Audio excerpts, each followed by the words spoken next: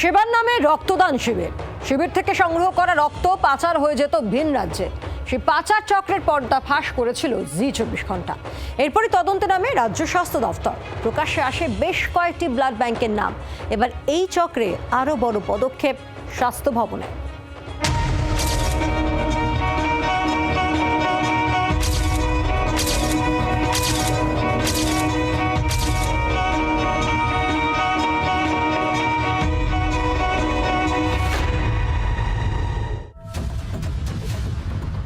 গত কয়েকদিন ধরে রক্ত পাচারের এক্সক্লুসিভ খবর তুলে ধরেছিল জি24 ঘন্টা।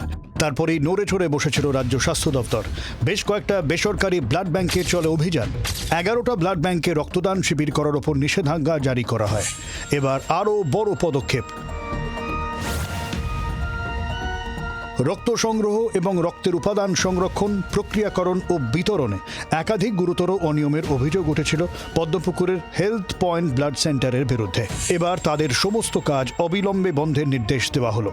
হেলথ পয়েন্ট ব্লাড ব্যাংক সেটি হলো একেবারে 10 নম্বর যে ব্লাড ব্যাংক রাজ্যের স্বাস্থ্য দপ্তরের তরফ থেকে যে নির্দেশিকা জারি করা হচ্ছে, সেই ব্লাড ব্যাংকের সমস্ত কার্যক্রম একেবারে ব্লাড ডোনেশন ক্যাম্প থেকে শুরু করে ইন্টারনাল ব্লাড কালেকশন থেকে শুরু করে কাউকে কোনো ধরনের কোনো কাজ কিন্তু তারা করতে পারবে না এমনভাবে, অর্থাৎ পুরোপুরি প্রায় বন্ধ, এমনটাই কিন্তু নির্দেশিকা জারি করে রাজ্যের ড্রাগ কন্ট্রোলের তরফ থেকে জানিয়ে দেওয়া হয়েছে যে আপনারা কোনোভাবে আর এই ব্লাড ডোনেশন ক্যাম্প করতে পারবেন না পদ্মপুকুরে এই বেসরকারি blood bank. State blood transfusion কাউন্সিলের থেকে অভিযোগ পাওয়ার পর ইমেলে রক্তদান শিবির পরিচালনায় অনিয়মের অভিযোগ পায় রাজ্যের ড্রাগ কন্ট্রোল। অভিযোগ পাওয়ার পর 22শে জুলাই রাজ্যের ড্রাগ কন্ট্রোল ডিরেক্টরেট এবং central drug standard control organisation eastern zone কলকাতার আধিকারিকরা যৌথভাবে ওই ব্লাড সেন্টার পরিদর্শন ও তদন্ত করে।